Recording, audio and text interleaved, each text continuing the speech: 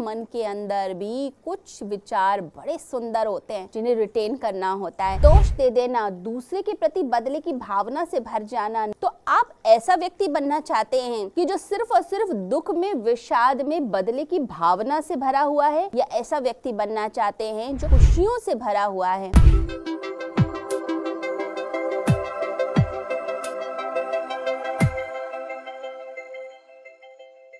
कभी कभी ऐसा होता है कि लोग जो हैं इतने क्रोध में, इतने अंदर अपमान में, इतनी चिंताओं में अंदर मग्न बैठे हुए होते हैं कि वो बिल्कुल एक ऐसे व्यक्ति की तरह ही होते हैं कि जो स्वर्ग जैसे संसार में नर्क का अनुभव कर रहे होते हैं। तो दोष दे देना, दूसरे के प्रति बदले की भावना से भर जाना, नाराजगी करना, पश्चाताप की भावना से भर जाना, पछतावा करना, काश मैंने ऐसे किया होता, काश मैंने वैसे किया होता। ये सारी ये जो चीज़ें होती हैं, ये सब क्या करती हैं? ये आपके अंदर सिर्फ और सिर्फ टॉक्सिसिटी पैदा करती है, आपके अंदर सिर्फ और सिर्फ जहर पैदा करती हैं। तो आप ऐसा व्यक्ति बनना चाहते हैं कि जो सिर्फ और सिर्फ दुख में, विषाद में बदले की भावना से भरा हुआ है, या ऐसा व्यक्ति बनना चाहते हैं जो खुशियों से भरा हुआ है? तो खुशियों से भरा हुआ व्यक्तित्व कैसा हो, क्या हमने कभी ऐसा सोचा है? क्या आपने कभी सोचा है? तो दूसरों के प्रति और अपने प्रति क्षमा का भाव हमारे अंदर आता नहीं। बस हम एक नाराजगी को, एक क्रोध को पकड़ कर बैठ जाते हैं और अपनी जिंदगी को हेल बनाने में लगते हैं। अब अतीत तो बीत चुका है ना, और फ्यूचर तो बनाना है। अगर हम अतीत को पकड़ के रहे, यानी पास्ट को अगर हमने पकड़ के रख लिया और फ्यूचर के लिए ट्राई ही नहीं किया, तो फिर हमारी ज़िंदगी जो है कभी सक्सेसफुल नहीं हो सकती। तो अतीत की जो घटनाएं हैं, उन घटनाओं से सिर्फ सबक लेना होता है, सिर्फ सीखना होता है और फ्यूचर के लिए आगे बढ़ जाना होता है। तो अपने आप को बदलना पड़ेगा अपनी खुशियों के लिए। तो क्या करना चाहिए? देखिए, कुछ एक जादुई अभ्यास हम करेंगे जिससे अपने आप को हम बदलें। वो क्रोध, वो घृणा, वो नाराज़गी, वो पछतावा, वो सैडनेस, प्रतिशोध की भावना, बदला, रिवेंज, ये सब जो भरा हुआ है, इसको बदलना पड़ेगा। इसके लिए हमें कोई मैजिक ट्रिक करनी पड़ेगी जिससे ज़िंदगी हमारी टोटली बदल जाए।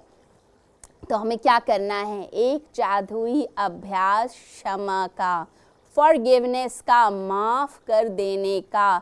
इस अभ्यास को हमें करना है। देखिए, जैसे एक कमरे के अंदर बहुत सारा सामान पड़ा हुआ हो। कुछ सामान आपके काम का है, आप उसे प्यार से देखते हैं, साफ करते हैं, चमकाते हैं, वापस रख देते हैं। कुछ सामान लगता है अरे इसे मरम्मत की ज़रूरत है, थोड़ी मेंटेनेंस करी जाएगी तो बड़ा अच्छा हो जाएगा, आप उसकी मेंटेनेंस कर लेते हैं। कुछ सामान ऐसा होता है जो लगता है ये तो कबाड़े का है, पुरानी मैगज़ीन पड़ी है, पुराना फर्नीचर पड़ा है, आप उसे उठा के कबाड़े में फेंक देते हैं, उसे उठाकर बाहर निकाल देते हैं। ऐसे ही हमारे मन के अंदर भी कुछ विचार बड़े सुंदर होते हैं जिन्हें रिटेन करना होता है। जब हम कहते हैं दूसरे की मदद करेंगे, दूसरे के लिए कुछ कर देंगे, अपने लिए कुछ करेंगे, कुछ ऐसी चीज़ें होती हैं जिन्हें मरम्मत की ज़रूरत होती है, यानी कुछ विचार आधे अधूरे होते हैं, उन्हें ठीक से सजोना होता है, ठीक से संवारना होता है। परंतु कुछ नेगेटिव विचार होते हैं जैसे बदले की, प्रतिशोध की, घृणा की, नाराज़गी की, उन्हें उठाकर कचरे में फेंकना होता है। तो हमें क्या करना चाहिए? देखिए, क्षमा का जादुई अभ्यास जब तक हम नहीं करेंगे तब तक ज़िंदगी में परिवर्तन नहीं आएगा। क्षमा का जो अभ्यास है, ये जो जादुई अभ्यास है, इसके ऊपर इतनी साइंटिफिक रिसर्च हुई है और साइंटिफिकली अब ये प्रूवन है कि जब हम लोगों को क्षमा करते हैं, हृदय से क्षमा करने लग जाते हैं, तब हमारा जो हार्ट है वो और ज़्यादा हार्मोनाइज्ड वे में काम करने लग जाता है, हमारी इम्यूनिटी बढ़ने लगती है, हमारे रिश्ते अच्छे होने लग जाते हैं, हमारी हेल्थ में इम्प्रूवमेंट आती है, हमारा शरीर ठीक हो जाता है।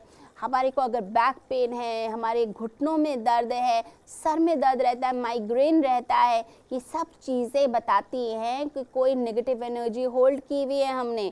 उस नेगेटिव एनर्जी को जब तक हम रिलीज़ नहीं करेंगे, ये पेन्स नहीं जाएंगे। शरीर में दुख, दर्द, पेन तब आते हैं जब आपके मन में दुख, दर्द और पेन आते हैं। मन का पेन शरीर के ऊपर आने लग जाता है बीमारियों के रूप में। तो आपको क्षमा करना है, किसके लिए? दूसरे के लिए नहीं, अपने भले के लिए क्षमा करना है, अपनी खुशियों के लिए क्षमा करना है, अपनी सेहत के लिए क्षमा करना है, अपने आप को उन्नत बनाने के लिए क्षमा करना है, सक्सेसफुल होने के लिए क्षमा करना है।